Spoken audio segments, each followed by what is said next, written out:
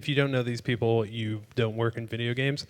What I want to do is kind of introduce them and ask them a couple questions as we go down. Just first of all, I just wanted to draw your attention to that corner of the screen there, San Francisco IGDA. This is a sort of collaboration. We have our Twitter account here, and if you are interested, you live in the city and you want to come to events kind of like this, on a regular basis. We have them usually once a month. We're trying to do them once a month. So please follow that and try to find us on our meetup group.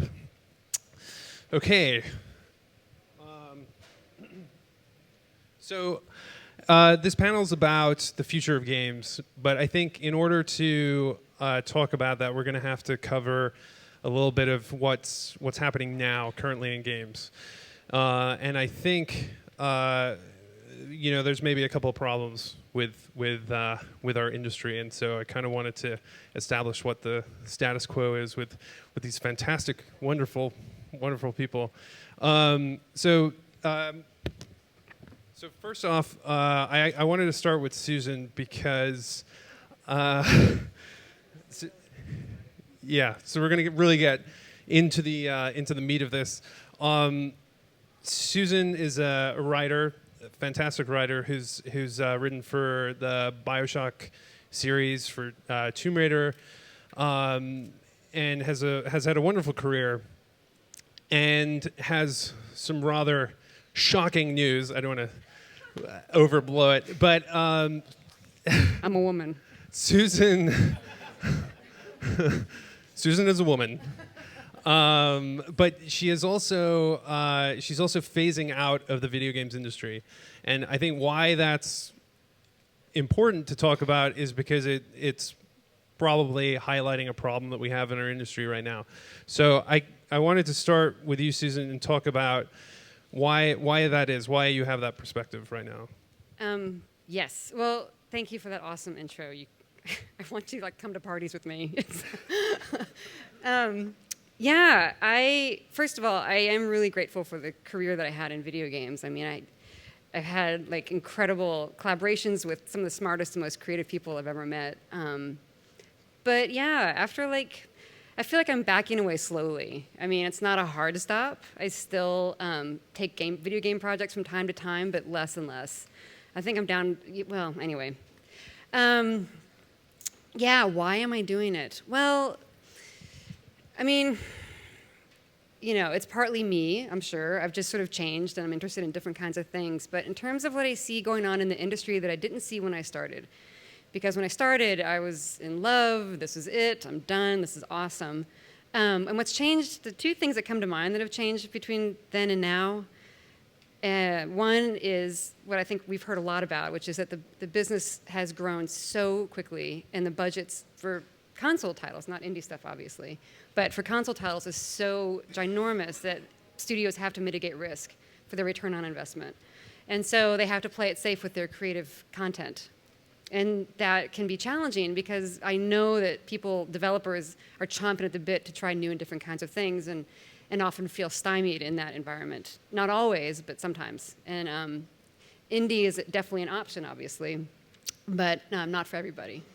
So, that was one thing I considered, should I go indie? But I love working with teams, big teams on big projects. And so I'm sad that I can't be more challenged sometimes on some of those bigger projects. My focus is really on storytelling. That's why I got in the industry, which sounds ridiculous now, but when I started, it didn't seem so strange. And I want to sort of, this is such dangerous territory. I feel like I have to really choose my words carefully. I think when games get greenlit, they can't get greenlit without a story, right? The executive committee needs something to hang their hat on. You can't just say, here's the mechanics, pure game mechanics.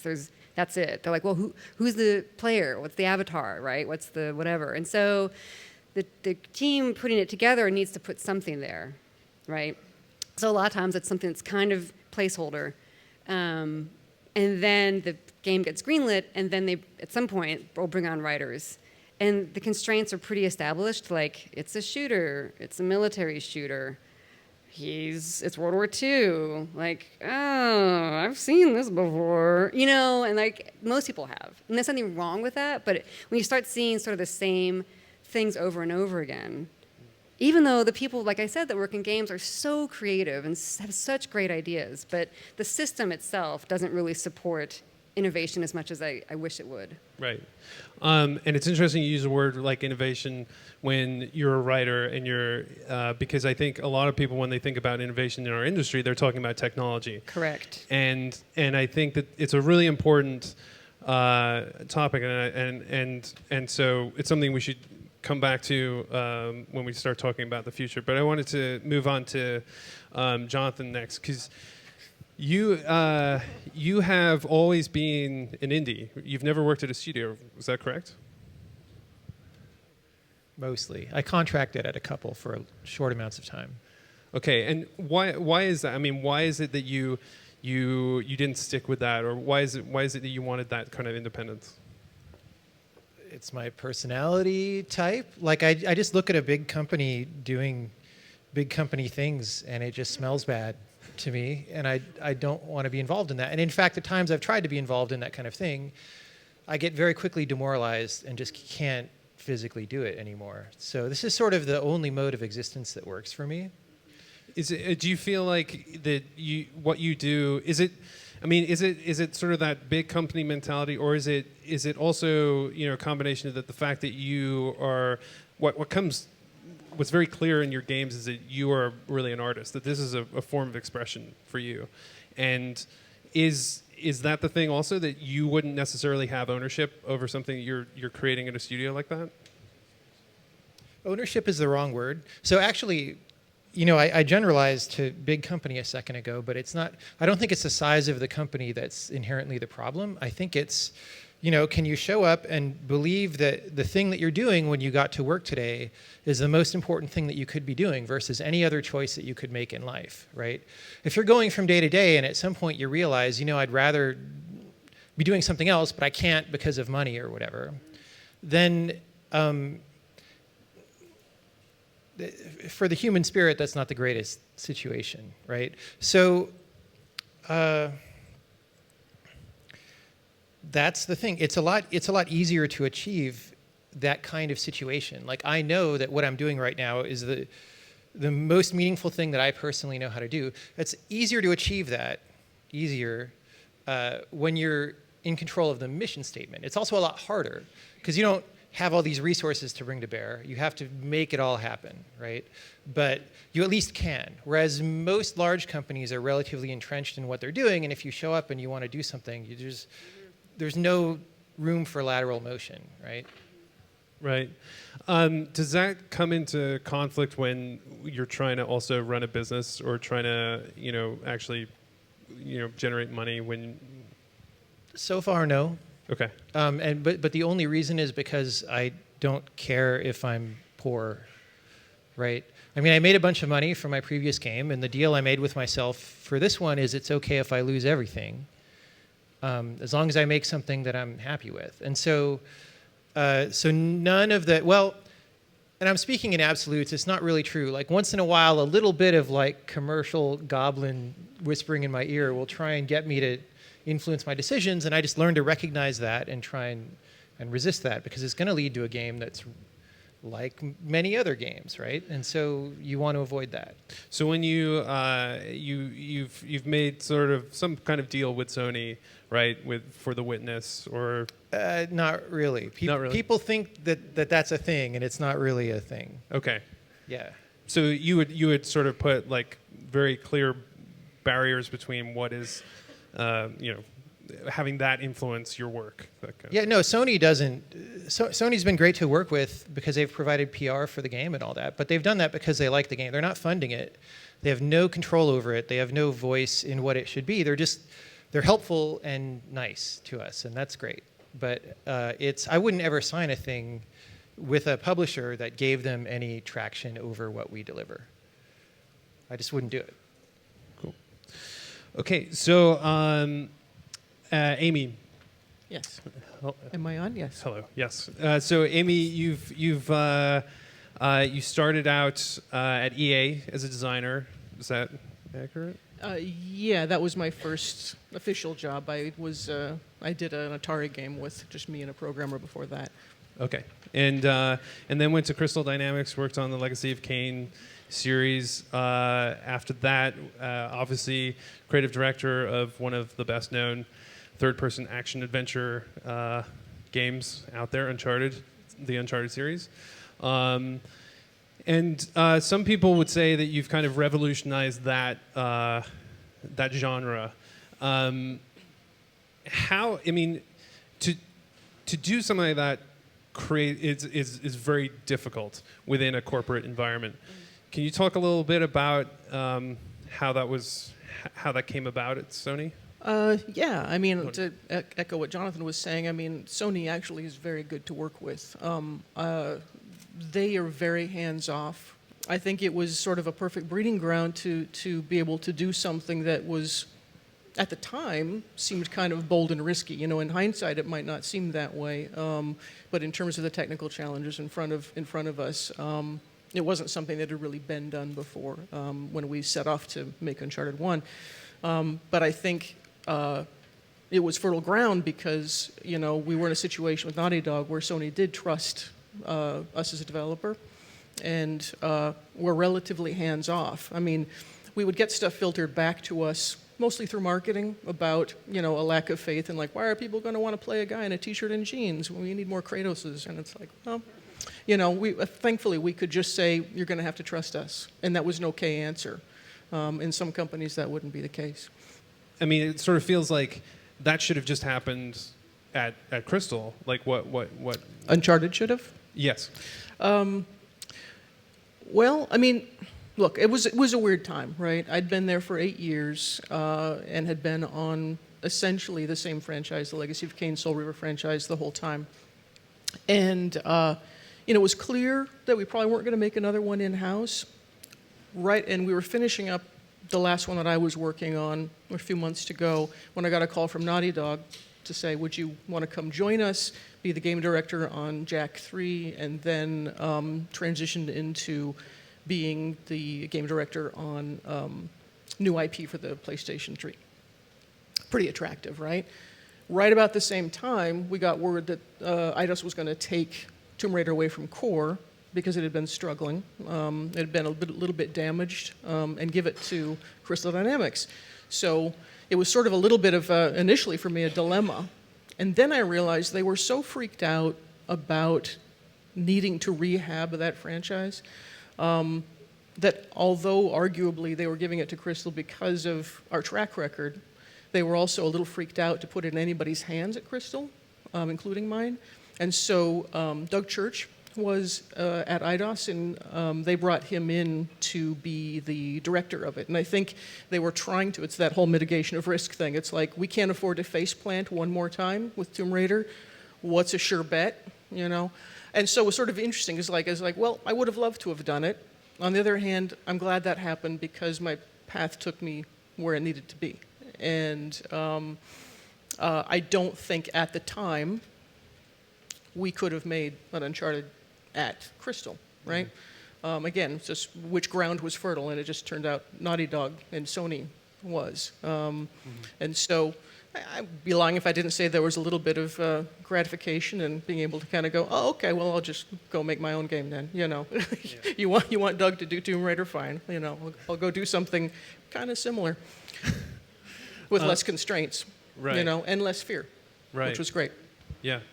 When you think about the games, I mean, so I'll tell you a little story. When I started, I work at Crystal currently, and when I started there, the when you called up the company, you could like type in the last name of the person and get that person. Mm-hmm. And so somebody found me somehow and told me, "Oh, I love the Legacy of Kain series; they're so good," and really wanted me to help him get a new one of those games made. So you throughout your career with your games, people have that kind of reaction to them. They love these games. Can you tell us why you think that is? What is it? What's kind of at the heart of the games that you've made? Well, you know, I mean, the stuff I've made has been pretty mainstream, but I've always been in the fortunate position to be both creative director and writer. I mean, we've talked about this a lot, Susan and I, and I feel very lucky. There's not a lot of people in the industry that actually have that opportunity in mainstream game development. And so what that means is, because story was very important to me, I could put it front and center in game development. And I think at the end of the day, no matter how fun a game is, or how flawed it is, what we take away is story and character. That's why we fall in love. And we forgive the flaws, or we forget the fun if the story and character isn't there. And so, because we always, you don't put it ahead of gameplay, but they're part and parcel of the same thing, and I think because all the games were built that way, I think that was tangible to the fans, and also because I poured my soul into them. It's a labor of love. Yeah. Yeah, great. So, Greg, you started out. I once saw an interview with you where you were saying that you kind of always had this idea of starting your own video game, or not necessarily starting your own video game company, but really making games. But you started out working as a writer, and then became the editor-in-chief at GameSpot. So, why? And that was a 10-year kind of adventure. Why did you do that and not go directly into games? Yeah, I did start writing about games kind of straight out of high school, and ended up really falling in love with that, and did that for like 10 or 12 years. But I wanted to make games since I was a little kid, like playing games on the Apple IIc or something like that, playing the old series of computer role-playing games, and it was just the most amazing thing that I had experienced as an 8-year-old, and I had no idea how it was done, but I knew that a human being made it, or a small group of humans, and I wanted to learn how to do that and do it myself. But as I repeatedly tried, because the obvious path in was to learn to program, it was something that I struggled with, and just kind of dabbled with on and on, and so writing was something that came more naturally to me, and I just sort of encountered less resistance with it. And I was playing so many games in high school that I was like, I need to do something productive with this, just to kind of feed the habit, And so I started writing about them, and kind of woke up one day, and it was 10 years later, as I'm a editor-in-chief of GameSpot, and I'm like, if I don't at least kind of try to come back to this, I know I'll always regret kind of not at least giving this the old college try, like for real. So I got an opportunity to go to Electronic Arts down in Los Angeles, where I worked on Command & Conquer. I worked at 2K Games for a year, and now I'm at Supergiant, which is a much smaller studio than either of those, working with a couple of former EA colleagues. So I've gone from the kind of the editorial side to kind of internal development at a huge game studio, to like external production at more of a kind of a boutique but still AAA studio at 2K, and now a small independent team where we do our own thing. That must kind of give you a little bit of an advantage of having that experience. One, what reviewers and people are going to write about your games, and so you have a sense, presumably, of the kind of quality bar that you need to meet. At the same time, you also know how to reach that quality bar because you worked in production for a few years working at these big companies, and you've managed to release 2 games in about 6 years, right? Yeah, we started in a little less. We started in 2009, and Bastion, our first game, we did in about 20 months. And then Transistor, our second game, came out a year ago, so that was about 2.5 years from there. So it's long for us, coming from EA, where we were banging out a game a year, like in the Command & Conquer franchise or whatever. As soon as 18 months was a luxurious amount of time. Yeah. There.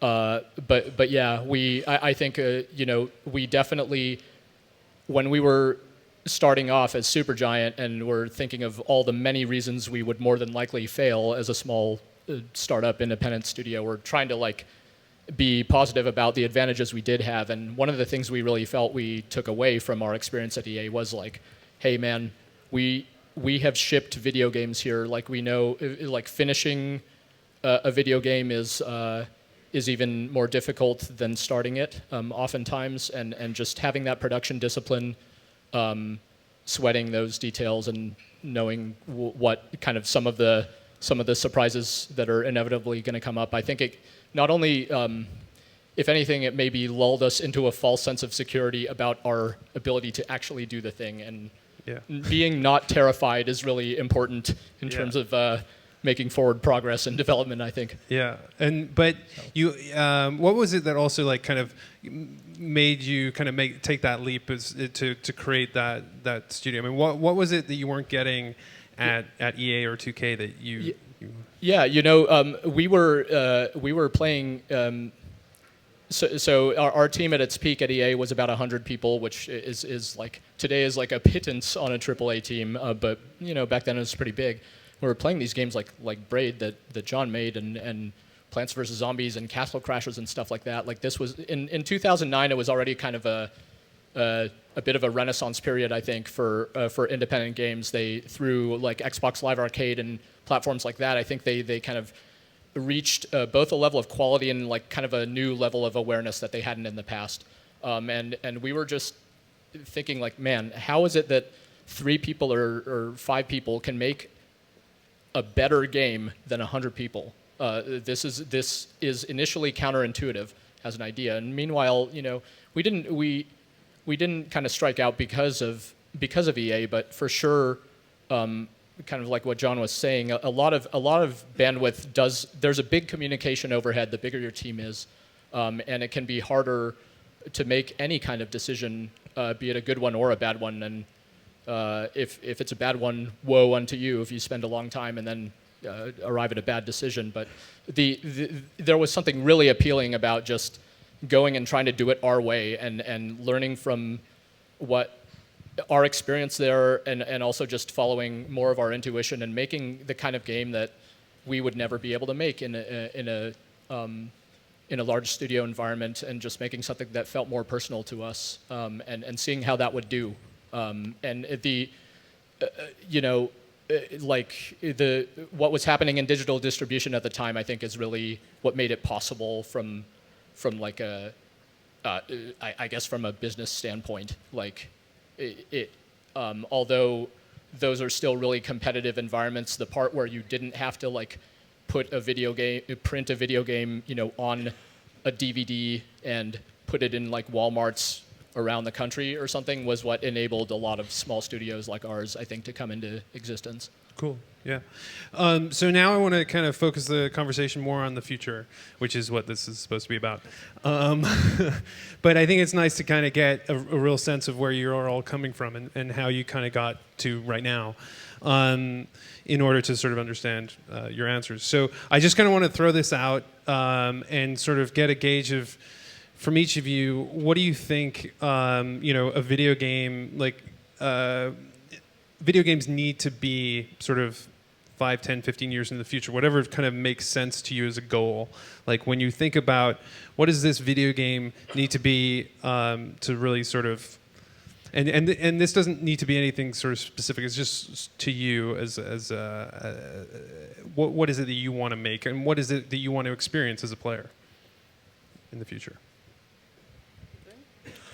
Well, so when it comes to like what the game should be in the end, I feel like design is just diverging into more directions. You can't really say. But when I think about, I'm about to finish a project, so I'm having these kind of questions, what am I doing next? And this totally doesn't answer your question, but one of the most important things I can feel like I can do is like improve the technical infrastructure. Because the way, from a technical standpoint, the way that we make games right now is just terrible. You have these large teams, a substantial portion of whom are actually trying to program. And I say trying because that's what they're trying, right? And most of that effort is wasted and dealing with problems that shouldn't be problems. And it just makes up, like all the problems that we've been talking about that happen with big teams get worse the bigger your team is, right? And it's very clear that, at least on the technical side, we don't need teams as large as we have. It's just that they're fighting fires all the time.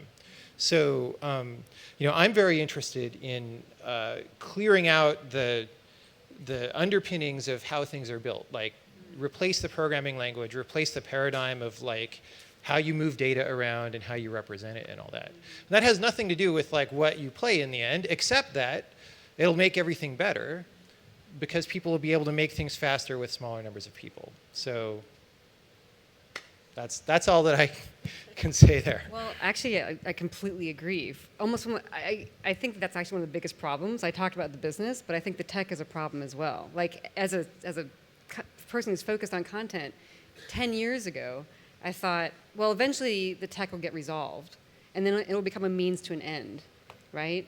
And the easiest metaphor is like, we'll figure out the movie camera, and then we can focus on what's happening in front of the camera, right? But the reality is that we're always looking at the camera, and we're always tinkering, and it becomes a real barrier to creativity for everybody. I think, like you said, the programmers are stuck because they're dealing with wonky Yeah, I mean, infrastructure. you write a scene, right? Right. And the scene doesn't work because it's not animated very well, because the animation tools were too slow for them to iterate very fast, because the programmers didn't have time or morale to go rev the tools because they were just dead and couldn't do it because they're too busy like getting some other thing even running, right? And so like you then even just from what you would think is far away from a technology as a storyteller, you can't actually do the things that you should be able to do Right. in all rights. Right. I mean, we can't even do what's like, you can, but like it's a big uphill battle, right? But even doing the things in a traditional kind of a way, like when do we get to start really innovating with story in a completely different kind of way? You know what I mean? Like we could be doing so much more than we are, not just with story, but that's what my focus is. And I do feel like that's where the tripping point always is like, well, we're limited. We can't do it because this limitation, that limitation, it's always back to the tech. Which, again, to me, it's a black box. But it's a black box that's, like, on my chest, choking me, Well, right? you said you were going to stop writing game stories. So you could learn to Right. program. No. You can, like... Wrong direction. Amy, when you're also taking on a new project now. Yeah. And when you think about it, do you think about it any differently than you've thought about, the Uncharted series or Legacy of Kain? Well, yeah. I mean, obviously, there's some obvious similarities because it's Star Wars. I mean, and frankly, look, I'm 50 years old. I've been doing this for over 25 years. If it had been anything but Star Wars, I probably would have set off in some different direction. But it's like that's the thing that makes me who I am, and I'm not unique in that. So you just don't say no when an opportunity like that comes along. But I think the challenge is like. I think it's kind of like what Jonathan was just saying. It's like I don't even like the word should. I don't like dogma in these discussions.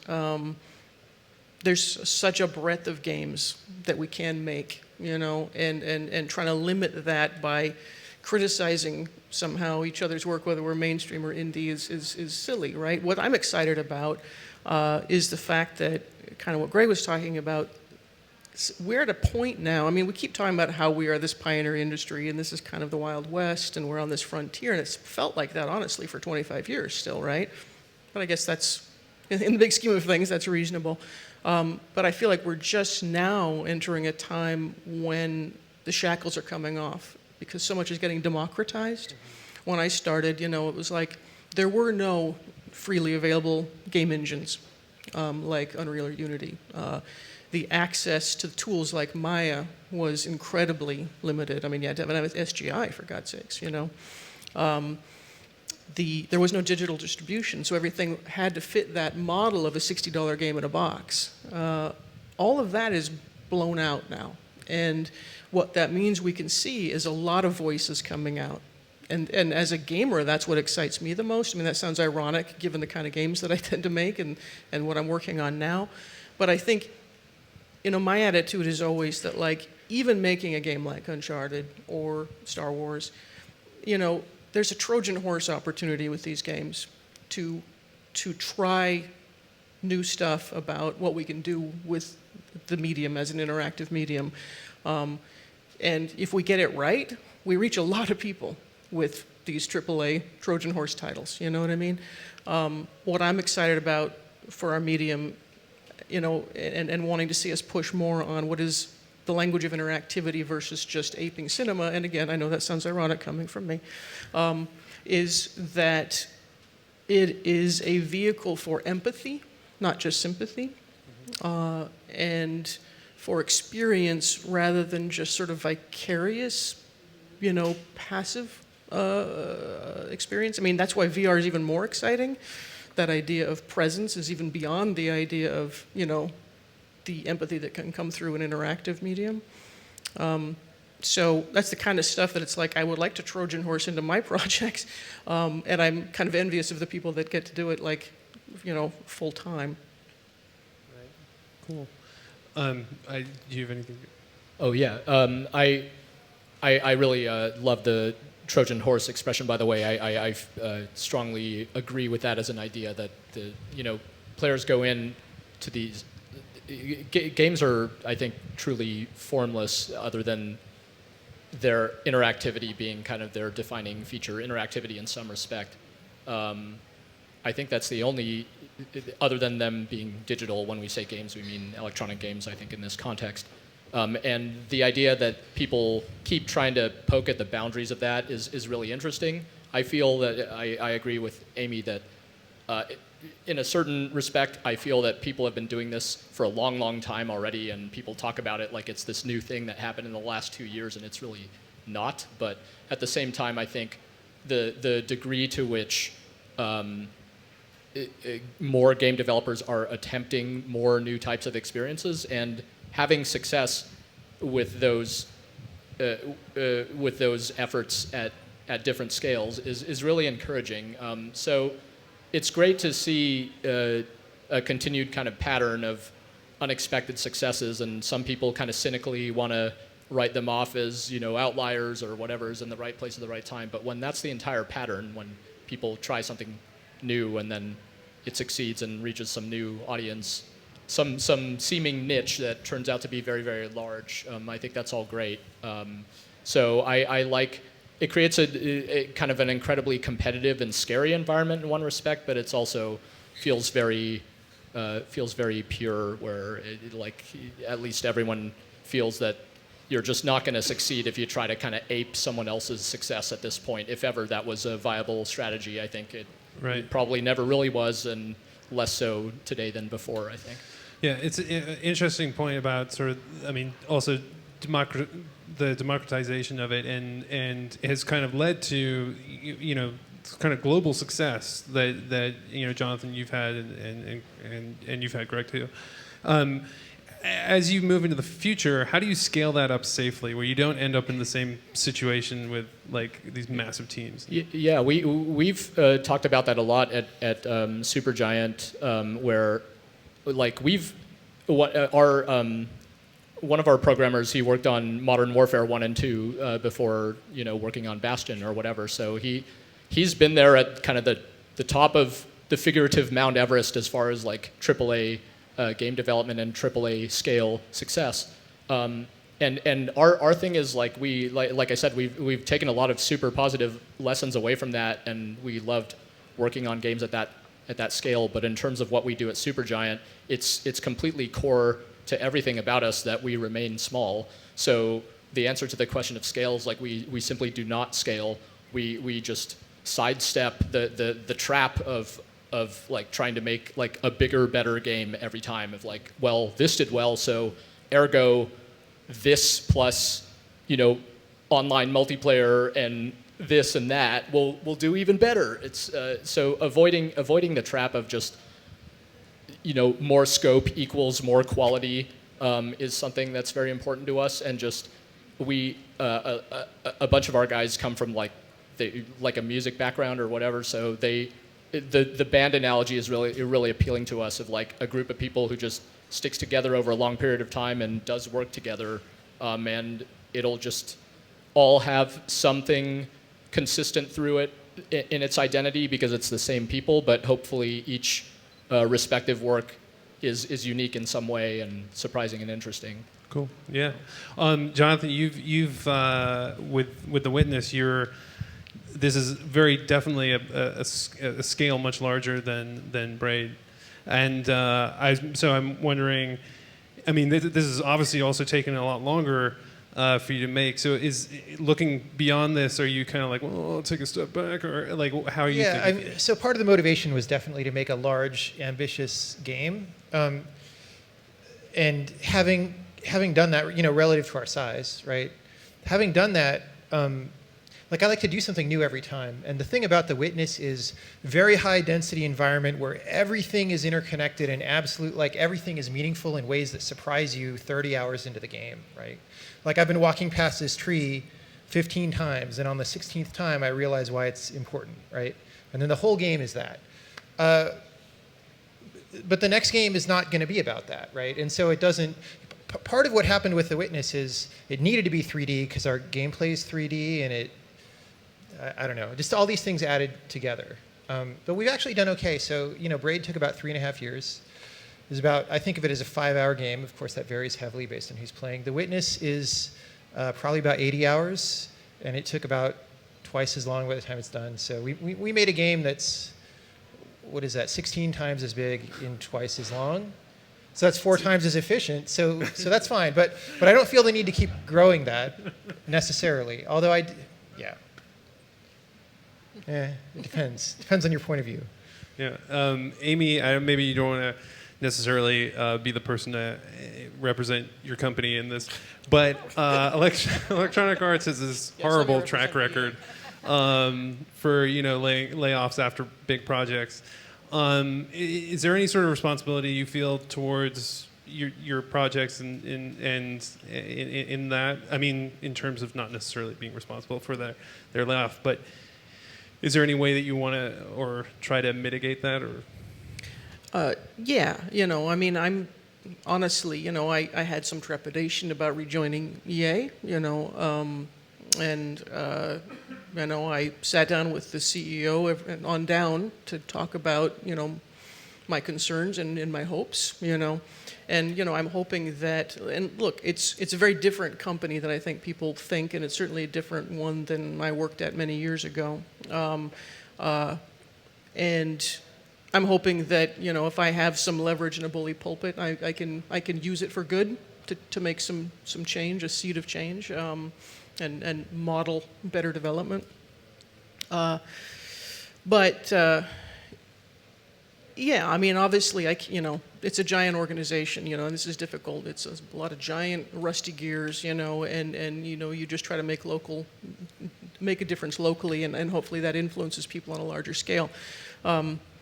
But I think the answer to your question before, not to go off on a tangent, is really that I think what you're going to find is large publishers and developers are actually going to start shifting the way of indie development, not indie development having to start scaling, because it's not sustainable, right? It's just an arms race. And the money it takes, and again, the mitigation of risk that goes along with it, and the fear that goes along with it, both of which are antithetical to game development and creativity, is just it's toxic, and we have to do so much outsourcing, which is great, as long as if you can manage that, there's nothing wrong with that.